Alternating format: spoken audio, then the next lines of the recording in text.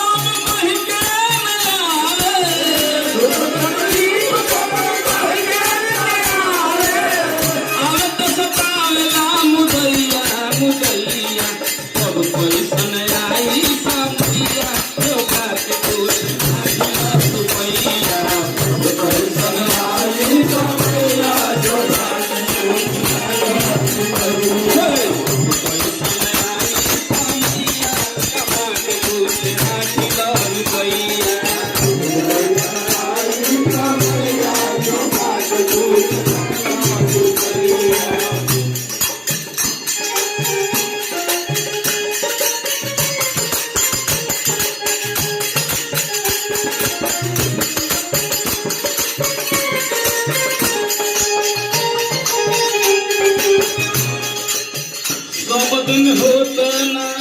एक समान रोग दुख आवे के कोई गो बहाना सब दिन होत ना एक समान रोग दुख आवे के कोई गो बहाना सब दिन होत ना एक समान रोग दुख आवे के कोई गो बहाना सब दिन होत ना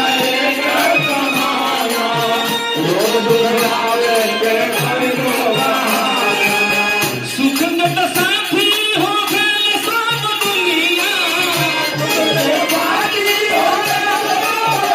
सुख के साथी हो गए सब दुनिया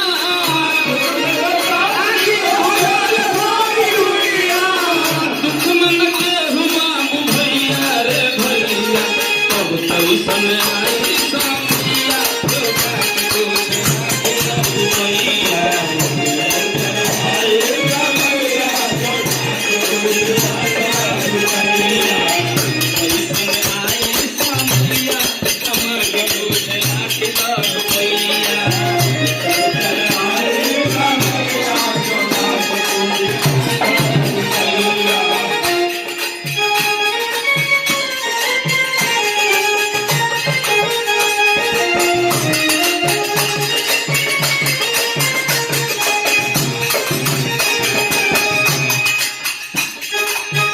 आवत मुसीबत घूम घूम के घरे कुछ तो रुपैया मांगहू के परे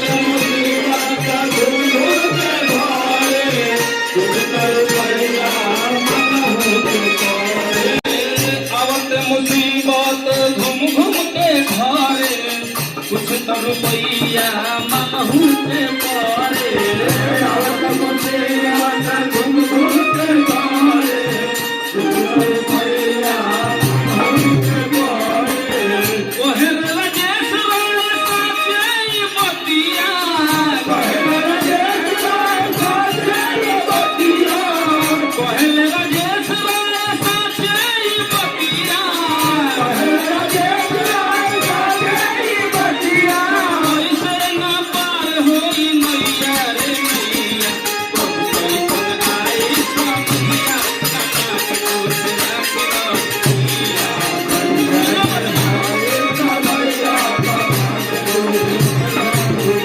कैसन आई समैया कमा के कुछ राखिल रुपैया